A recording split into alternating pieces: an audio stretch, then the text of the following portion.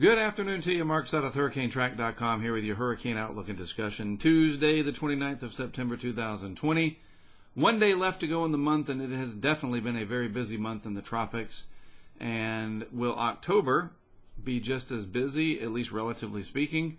We'll have to see. There are some indications that we're going to have some areas to watch. We know that we have the La Nina in place. We know we have the very warm sea surface temperatures relative to average. And all of that with the activity coming in, tropical waves and fronts washing out, lots of seedlings, as it were. October might indeed be fairly busy, but nothing to worry about just yet. So let's get on with it and see what we've got here. The National Hurricane Center homepage. Nothing in the Atlantic Basin right now or the next 48 hours. We do have this over the next 5 days. We're going to come back to this in just a moment. But first, in the Eastern Pacific, we don't want to ignore the fact that we do have the 18th tropical depression of the season out that way. More than likely it'll be upgraded to Tropical Storm Marie, I believe is the name, at the 5 o'clock Eastern Time advisory. This is the track of said system. Forecast to become a hurricane and stay well away from Mexico over here, so that's great news. You guys have gone almost completely unscathed this hurricane season, which is a great thing, because as you know, we can get some pretty powerful Pacific hurricanes. Also of note, we haven't had any that have come up and gone into the Baja like this to bring any appreciable moisture to the desert southwest this year. We have not had that. In fact, the monsoon in the desert southwest of the United States, and indeed North America, part of northwestern Mexico enjoys that monsoon when it's prevalent, and this year it really hasn't been prevalent at all. I wouldn't say that it has failed, but it was certainly weak as opposed to what we have seen in years past. But anyway, back to what will eventually be Tropical Storm and presumably Hurricane Marie in the Pacific. No worries for our friends along the coast of Mexico. I was trying to say for folks and our friends, and that's how it works when your brain works too fast and your lips and your voice and everything else don't synchronize. But back to the Atlantic Basin here. This area down in the Caribbean outlined in orange, 50% chance of development over the next 5 days. And this has been the subject of much debate on various and sundry message boards and on Twitter, etc. The Caribbean, as you know, is the hotbed area of development this time of year, especially as we get into October. And we've seen some very powerful hurricanes come out of there over the years. But it's been kind of scarce, the formation of storms and hurricanes in the last few years in this part of the basin. So we'll have to just wait and see what comes of all of this weather that's starting to pile up in the area. It could be a bunch of nothing, could be a lot of heavy rain, which of course that is something, or we might see a hurricane develop out of this. There's really no easy answers. It's not readily apparent as to what's going to happen. And this tweet earlier this morning from Andy Hazelton, and who is that, you might ask? I like the fact that you can mouse over, a wonderful feature, and get more information. Andy is the assistant scientist at the University of Miami, the CIMAS. You know what? I do not know what that part stands for, but I do know NOAA and HRD, the Hurricane Research Division.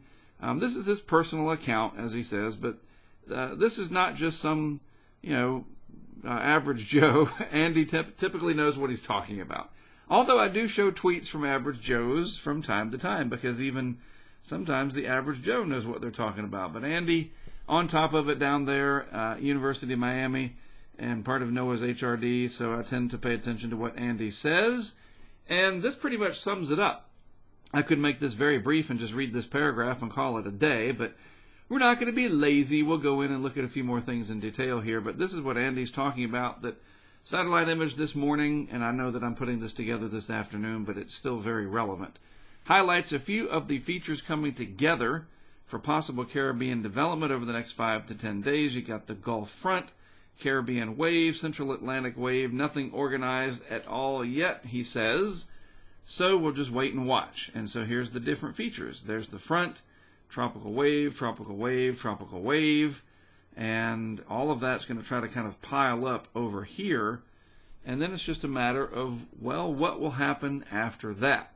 And if we look at it on a much more up-to-date satellite animation, courtesy of Levi Cowan's very popular tropicaltidbits.com, there's the front coming through that's bringing a solid taste of fall for pretty much everybody back in this area behind the front. Kind of warm and dry, and you got the fire problems out west. And by the way, just look at this satellite image. Let me zoom in. Look at that. Look out west. Not a single cloud anywhere in Colorado almost, and then Wyoming in the northeast corner here of Montana. That's a lot of real estate without a single cloud. Are you kidding me? I mean, there's probably some low-level clouds, but man, that is remarkable. You got to admit. But it's not a good sign, because that means dryness and warmth, and there's wind blowing offshore, and you can't see it in this particular satellite image, but there's fires raging out here in California and elsewhere. It's not just California, but they're getting the bulk of the news headlines because it's such a populous state, obviously. But that is remarkable. You got to admit, we look for and we are intrigued by bad weather. That gets us all excited because it's a deviation from the norm. Inherently, it's very exciting just by its very nature. Exciting doesn't always equate good, so don't get me wrong there. Sometimes exciting can mean negative or bad and have bad outcomes, but at the same time, sometimes you just have to marvel at something like this, and that is the lack of cloud cover in the western United States and indeed a good part of North America. I mean, the entire northwest part of Mexico, a good deal of western parts of Canada outside of the realm of this map, the domain of the map, as it were. That's incredible. Now, it's kind of got me off subject, but whatever. The weather is cool. I like to point out things even when it's sunshine and butterflies. But here's the front coming through, and some showers and storms associated with that. The front itself is a focusing mechanism. Air is converging along that front, and sometimes when these fronts, which represent already converging air, vorticity along a linear path, when that gets over warm water, that can sometimes spawn development along the tail end of some of these fronts. Then you've got a tropical wave sitting in here, more energy out here and here. All of this is piling in, like I said, towards the Caribbean Sea, the Western Caribbean, east of the Yucatan, north of Honduras and Nicaragua. And we can see that if we shift to the east a little bit. By the way, one of the reasons I wanted to show you this, there's TD-18, soon to be Marie, in the eastern Pacific. Didn't want to ignore that fact. So if we scoot east just a little bit, we noticed out across the Atlantic Basin, again, our different features out here, some tropical wave activity, even another one probably right in here somewhere, more energy trying to come off Africa. It's not over. These are all, I guess you could say, like bullets in the chamber, so to speak. That's a little bit of a stretch, kind of a macabre way to put it, but these are all chances for something to develop. They represent pockets of energy, heat and moisture, and seedlings is the more kind term as opposed to bullets, but you get the idea. These are all possibilities down the road, and it just depends on where they end up. We might even see some development out here in the main development region. Probably would develop and then head on out to sea, but the season's far from over. We've got that La Nina that's well underway in the Pacific, the very warm Caribbean, as we've talked about, and all of this energy out here trying to figure out what's going to happen. The energy is there.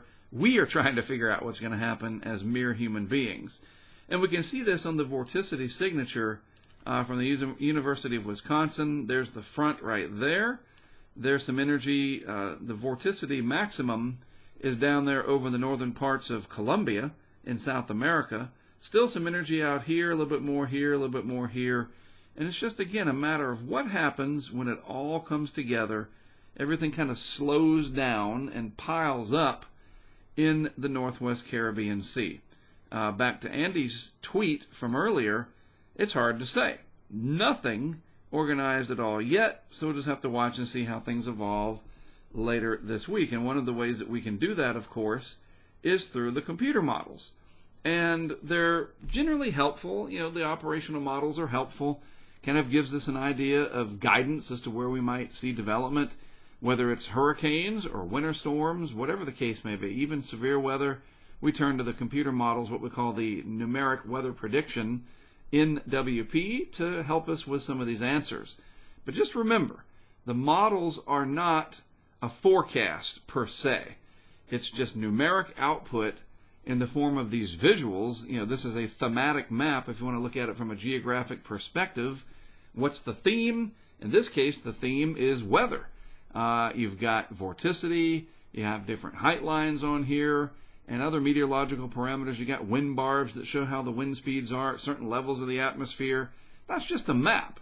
It's not a forecast per se. Humans make the forecast. Computer models create this guidance, but the models are not the forecast. Okay, just keep that in mind. And so let's try to figure out what we're seeing and what we might expect. All right. So again, this is the 850 millibar level of the atmosphere, GFS 850 millibars. And yes, it's the GFS model, the global forecast system. And it is the cyclonic vorticity. Vorticity, again, is the way the air moves on the Earth relative to the Earth's movement. We call that relative vorticity. And a lot of it is kind of lengthwise or linear, like you see here. And then some of it tries to curve, like we see down here. The vorticity tries to pinch off, and what we call the conservation of angular momentum. We're getting into physics here, but it's when that vorticity bundles. Just a refresher here, that's what we're looking for in the tropics. Up here, with this cold front coming through, the vorticity is spread out over thousands of miles. And different pockets of stronger vorticity equal more energy for thunderstorms and things like that. But that's not what we're looking for, at least in this situation. We're looking to see, does an area like this try to bundle up maybe over here somewhere? And if so, how much so? When does it happen and where does it go? So let's move this out into time. This is 24 hours from this morning. We're looking at the 12Z run. So when we say this morning, it was initialized at 8 a.m. Eastern time. So 24 hours out, we notice a couple of things here. The front right through here starts to slow down and stall out. Then you've got this energy down here in the Caribbean trying to come together. So that's 24 hours. We go another 24 to 48. So there's 48 hours out. And you notice the front really doesn't make much progress. It's kind of draped across through here. And you have northerly winds to northeast winds in the Gulf. And then you've got easterly winds turning to, at least part of them trying to turn around to coming from the southwest. And then you've got this tropical wave in here that's trying to bend the wind flow, or what we call perturb that wind flow. So there's a lot of convergence down here where the air is really starting to pile up all through here. And when the air piles up, remember, it can only go one way, up, and usually out with thunderstorms, at least if the atmosphere allows. Sometimes the air goes up and then it gets sheared off into one direction. And when that happens, you disrupt the process. So that's what we're looking for here, to see if the air is coming together, convergence, and then what does it do? Does it bundle up and continue to do so or not? So let's get on out here to 72 hours, and there's our first clue. Right there, we're starting to see an area of vorticity that closes off. You can see these wind barbs in here, counterclockwise rotation, the highest area of vorticity, or the vorticity maximum, just north of Honduras and Nicaragua, east of Belize over here. And so what does this tell me? It tells me that through this area right in here, we're going to have a lot of clouds and showers and storms, maybe some breezy conditions, and thus there's going to be impacts. Remember, that's what it's all about. We look for, certainly because they are headline-grabbing hurricanes, tropical storms. Those get the attention. But already by 72 hours, by Friday morning, we could be looking at a pretty decent area of convection, showers, thunderstorms, gusty winds, like I said. And there's people that live down there, all right? Not everybody lives in Florida. Not everybody lives in the Carolinas or Texas or Puerto Rico or the Virgin Islands.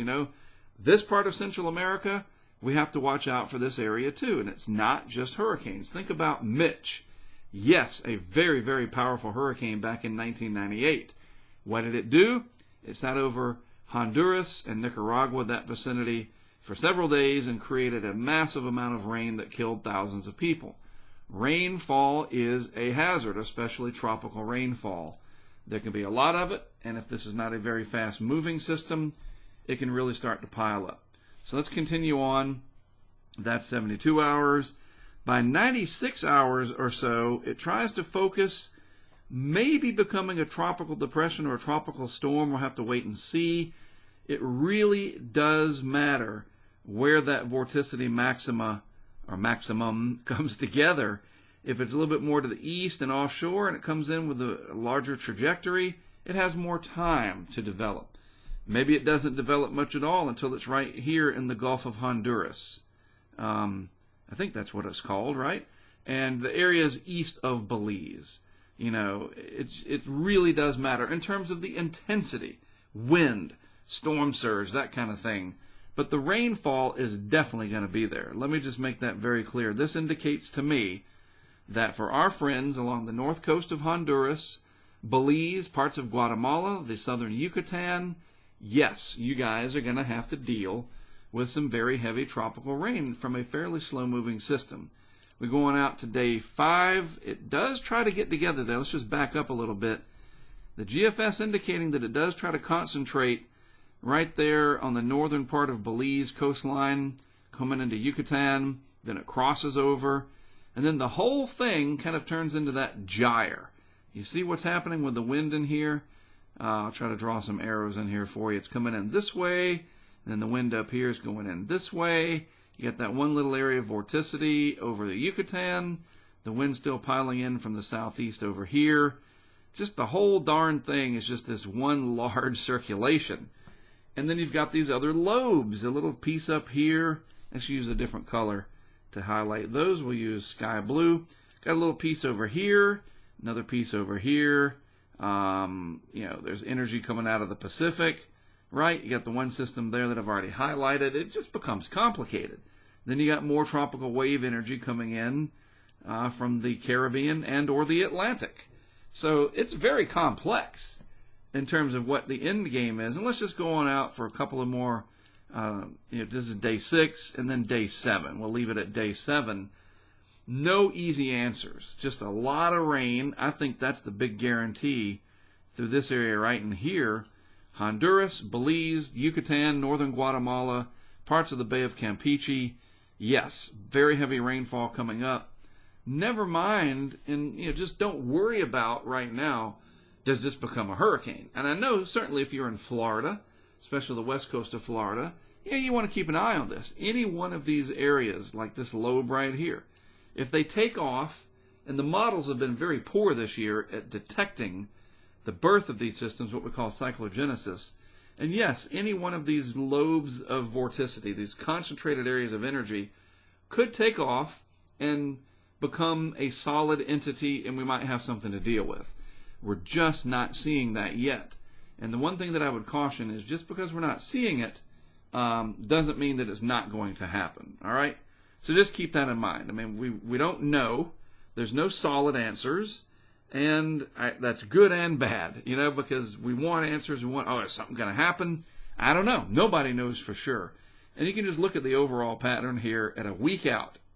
1 week from today. I mean, really, we're talking about a week out. You got energy here, energy over here, large gyre of energy over here. Yeah, that's going to be very complicated. So sometimes we don't have the answers. We don't know what's going to happen, and we can just watch. And kind of what we call nowcasting. Look at it in the here and now, and maybe the next couple of days out into time. But again, to reemphasize, you folks down in Central America, I know people watch from Belize.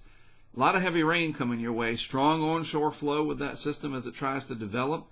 So there will be an increase in waves and just general heavy surf down in that area. You got the reefs down there. Lots of people go down to Belize. I've never been there. It's a very beautiful part of the world with your coral reefs and the sailing interests. All of that will be affected by what's coming, even if it doesn't have a name.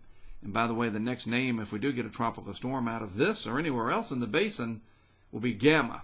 We've already used up all 21 names. Now we're in the Greek alphabet. We've had Alpha, Beta, and the next one is Gamma. just in case you're keeping up with that, on your bingo card at home. All right? All right, well, that is about it. Not much else to talk about, and I guess that's a good thing. I am working on the Hurricane Highway series. I'm back in the office trying to get episodes 6, 7, and 8 complete. 6 is all about Imelda and Nestor last year, tropical storms Imelda and Nestor, Nestor. Remember that one? Yeah, it wasn't too impactful, but I was there for it, so I'm going to make an episode about it. And also remember, these episodes go back and look at past events and how they shape what I do last year, what I did last year with my team, etc. Episode 7 is all about the coastal storm that we had off the coast of the Carolinas last year, where Tony Bright and I got stuck on the Outer Banks for 5 days. Kind of a fun story there that we'll get into. And then the season finale of Season 1 of the Hurricane Highway, Episode 8, all about the typhoon last year that Brent went after, taking the HurricaneTrack technology with him. He put a remote camera out on the river there. Just an incredible first attempt at getting into the theater. You know, James Reynolds and Josh Morgerman and others, they've been doing it for years. We're kind of just getting into it, and it was successful. What we accomplished last year at the end of November, early part of December, in the Philippines, that will conclude the first season of the Hurricane Highway, and then I'll start working on Season 2. I'll talk about that more when I get into October. So I'm trying to get this finished and get the rest of these episodes out there. If you want to watch what we already have, there's a playlist already on my YouTube channel, so be sure to check that out. All 5 episodes that are already out there. And by the way, the whole thing is crowdfunded through Patreon, patreon.com/HurricaneTrack. If you ever want to get involved, that's how you do so. All right? As always, thanks for tuning in. I appreciate your involvement just by tuning in. It's wonderful to have you on the other side of whatever device you happen to be tuning in from. I really appreciate it. I really do. Have a great rest of your Tuesday afternoon. Thanks as always for tuning in. I am Mark Sudduth, HurricaneTrack.com. I'll be back with more for you, of course, tomorrow.